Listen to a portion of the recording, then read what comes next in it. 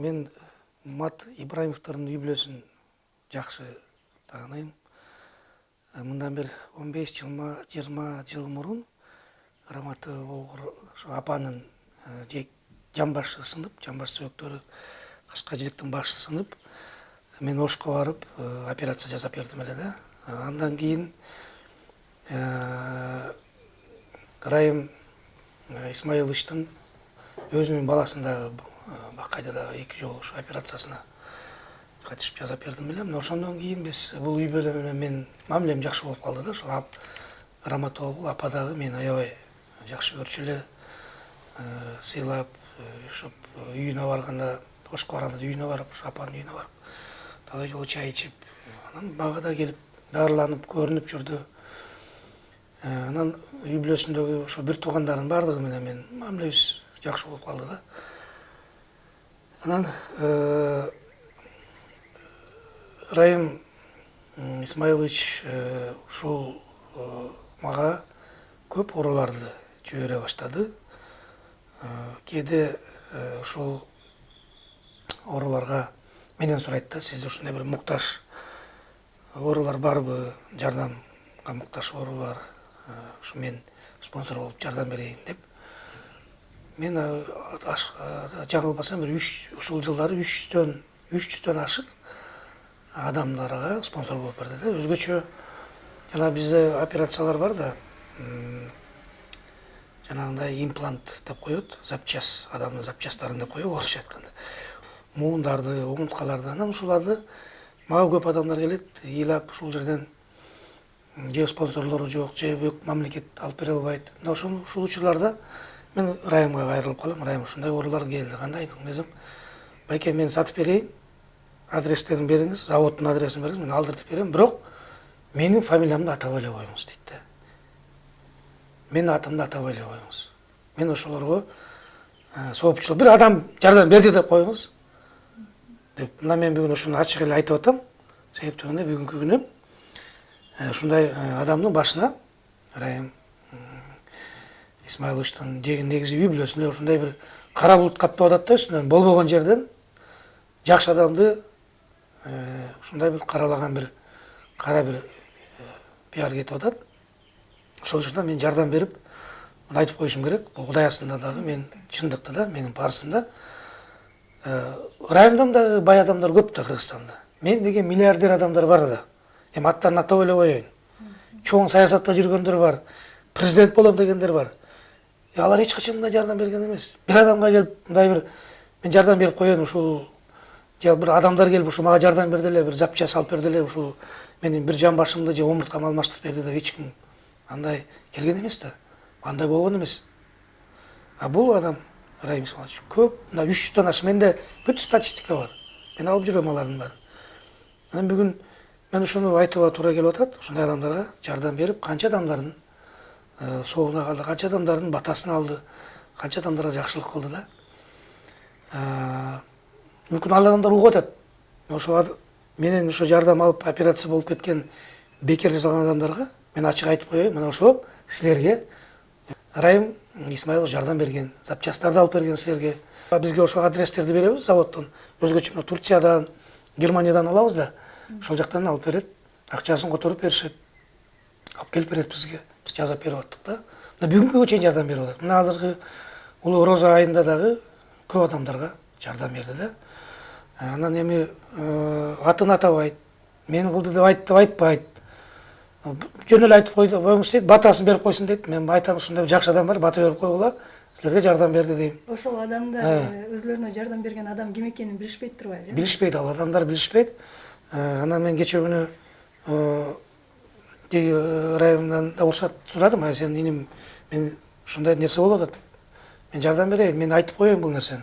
Мен өзүм инициатива көтөрүп, ошо өзүнө да айттым да, ушундай болуп атат десем, ал Райым дагы макул болду. Мейли байкем айтсаңыз, бирок айтпай деле койсом, улуу күндө бул баягы мактангандык болбосун дейт да. Жок, мындай нерсени айтыш керек, эл билиш керек. Анан эми албетте мына саясий жагын мен баа бере албайм. Мен саясатчы эмесмин да.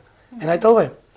Бирок адам катары, ушундай бир улуу инсан катары деп айткым келет. Канча деген адамдарга жардам берип, жардам берип келатат, жардам берип атат. Адамдардын Өмүрүн сактап, канча адамдын ушундай бир соогуна калып, алардын батасын алып жүргөн ушундай бир жакшы адамдардын бири деп мен айткым келет да Кыргызстанда. Мага канча адамдар келет. Канча адамдар жанагындай байлар бар, мен жөө берем, ушул туугандары бар өздөрүнүн жакын эле. Ошол эле мисалы Нарындан чыккан улуу чоң бизнесмендер бар, Таластан чыккан бизнесмендер бар. Түштүктөн канча деген улуу миллиардерлер бар да, акчалары толтура. Келишет ыйлап, анан мен эми айтам, мен бекер жардам берейин, менин операциям бекер. Акылым, билимим, илимим, тажрыйбам ушул баарын бекер арнап берейин силерге. Бирок запчасттарды алыш керек да. Өкмөт алып бере албайт аны. Жок.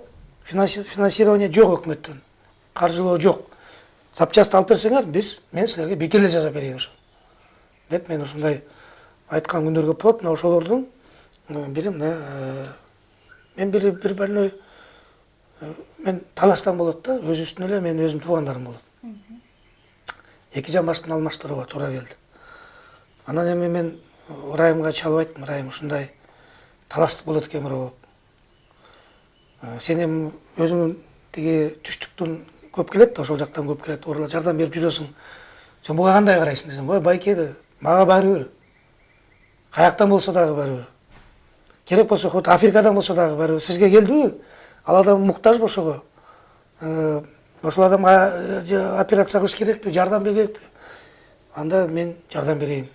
Сиз кандай десеңиз мен деп анан атайын ошол Турциядан 2 жамбаш алып берип, мен алмаштырып салып бердим да, Райым, ошол Райымдын оорусу. Анан айткам ошого.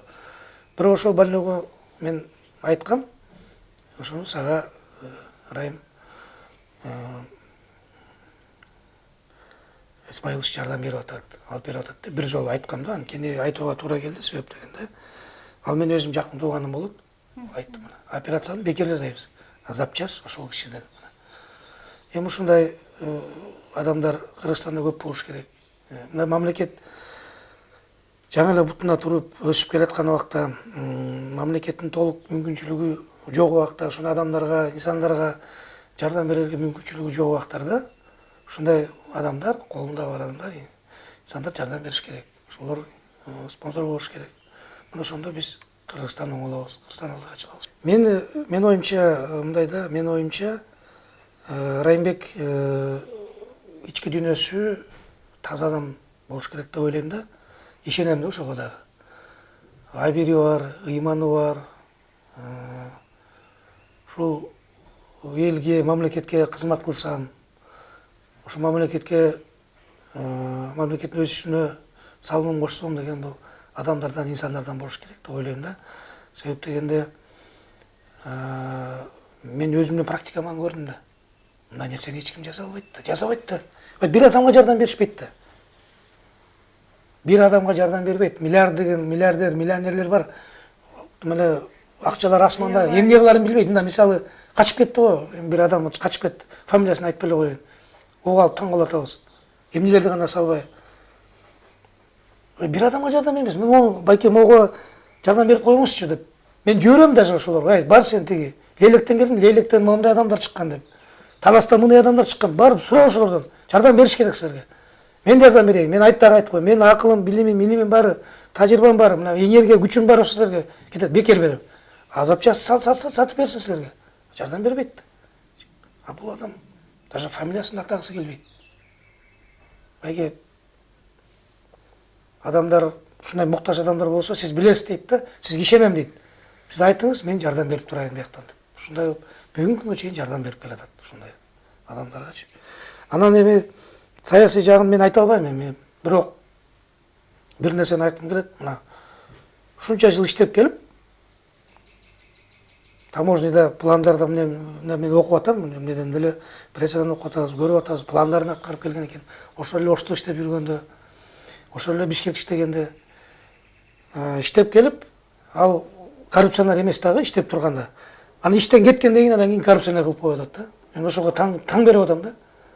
Мурунку эми атап эле коеюн, кишилер иштеп турган убакта бийликте, ошолор иштеген убакта бул иштеп келген эң мыкты баягы функционер болуп, эң мыкты чиновник, эң мыкты таможный болуп, пландарын аткарып, баары жакшы болгондагы анан Алар бийлик. Анан алар бийликтен кетти, буда кетти, алды бийликтен. Азыркы бийликтен алды дем, алып салды.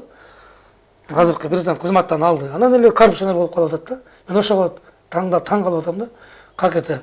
Мурун жакшы дагы анан азыр жумуштан кеткенден кийин жумушу жок жүргөн адамды биз коррупционер дейбиз да. Эми азыр бунун кандай тиешеси бар? Таможняга, же болбосо коррупцияга тиешеси жок да. Андай болсо мурунку бийликтен сураш керек. Ай, силер каякта карап турдуңар эле, эгер мурун мындай болуп атса деп. Мен ага мисалы такыр ишене албайм да. Бул жөн эле бир болуп аткан бир кара пиар болуш керек деп ойлойм да. Кара пиар болуш керек.